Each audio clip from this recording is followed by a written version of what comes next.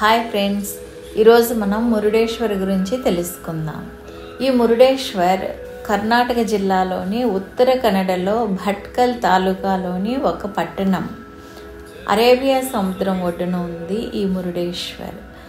ప్రపంచంలోనే అతి పొడవైన శివుని విగ్రహం ఉంది ఈ మురుడేశ్వర ఆలయంలో. మురుడేశ్వర్లో మురుడేశ్వరుడుగా అర్చింపబడుతున్నాడు శివుడు. ఇక్కడ మురుడేశ్వర పట్టణ ఇతిహాసం త్రేతాయుగం వరకు ఉంది. రావణాసురుడు శివుని గురించి అకుంఠిత తపస్సు చేసి శివుణ్ణి మెప్పించి ఆత్మలింగాన్ని భూలోకానికి తెస్తాడు. కానీ శివుడిచ్చిన ఆత్మలింగ స్వభావం ప్రకారం భూమి మీద ఆ లింగాన్ని ఉంచితే ఎక్కడ పెడితే అక్కడ భూస్థాపితం అవుతుంది కనుక తిరిగి దాన్ని ఎతశక్యం కాదని శివుడు చెబుతారు. రావణాసురుడు ఆత్మలింగాన్ని లంకలో ప్రతిష్ఠిస్తే ప్రతికూల చర్యలు జరుగుతాయని భావించిన దేవతలు విష్ణువుని వేడుకొనగా విష్ణువు తన మాయతో సూర్యాస్తమయం అయ్యేట్లు చేస్తాడు. అప్పుడు రావణాసురుడు సూర్యాస్తమయం అయిందని భావించి సంధ్య వార్చుకోవడానికి సంసిద్ధుడవుతూ ఉంటాడు. ఈ విషయం తెలుసుకున్న నారదుడు వినాయకుని వద్దకు వెళ్ళి రావణాసురుడి వద్ద నుండి ఆ ఆత్మలింగం తీసుకుని భూమి మీద పెట్టాలని చెప్తాడు వినాయకుడికి.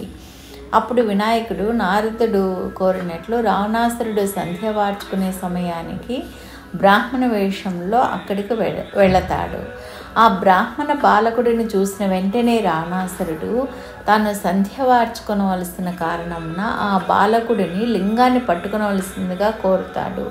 అప్పుడు వినాయకుడు లింగం చాలా బరువుగా ఉందని, తాను ఎక్కువసేపు మోయలేకపోయే సమయం వచ్చినప్పుడు 3 సార్లు పిలుస్తానని, రాకపోతే ఆ లింగాన్ని భూమిపైన పెడతానని చెబుతాడు రావణాసురుడితో.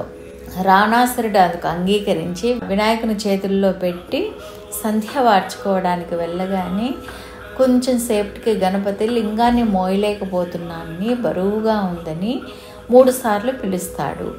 సంధ్య మధ్యలో ఉండడంతో రావణాసురుడు అక్కడికి వచ్చేటప్పటికే వినాయకుడి లింగాన్ని భూస్థాపితం చేస్తాడు. రావణాసురుడు వచ్చి లింగాన్ని భూమి మీద నిలిపినందుకు గణపతి నెత్తి మీద మొట్టుతాడు. గణపతి నెత్తికి గుంట పడుతుంది. వినాయకుడు భూమి మీద నిలిపిన స్థలం గోకర్ణ. ఆ క్షేత్రం గోకర్ణ. ఈ మురుడేశ్వర లింగం ఎలా వచ్చిందంటే, ఎప్పుడైతే వినాయకుడు భూస్థాపితం చేస్తాడో అప్పుడు విష్ణువు తన మాయతో సూర్యాస్తమయాన్ని వెంటనే సూర్యుడు ఆకాశంలో ప్రకాశించేట్లు మళ్ళీ కనిపిస్తాడు. ఈ విషయాన్ని గ్రహించిన రావణుడు ఎంతో కోపంతో ఆత్మలింగాన్ని తన చేతులతో పైకి పెకిలించాలని ప్రయత్నిస్తాడు. ఆ పెకిలించే ప్రయత్నంలోనే తన చేతికి 4 ముక్కలు రాగా ఆ 4 ముక్కలను 4 వైపులా విసిరివేస్తాడు రావణాసురుడు కోపంతో. అలా పడిన ఆత్మలింగము యొక్క ఒక ముక్క భాగమే ఈ మురుడేశ్వరుడు. అందుకని అంతటి ప్రాముఖ్యం ఉంది. గోకర్ణం తర్వాత మురుడేశ్వర ఆ పట్టణానికి ప్లస్ ఆ మురుడేశ్వర శివలింగంకి అంతటి ప్రాముఖ్యం ఉంది. హలో ఫ్రెండ్స్, మీకు ఈ వీడియో నచ్చినట్లయితే సబ్స్క్రైబ్ చేయండి. అలాగే like, share and comment. Bye. Next వీడియోలో మళ్ళీ కలుసుకుందాం.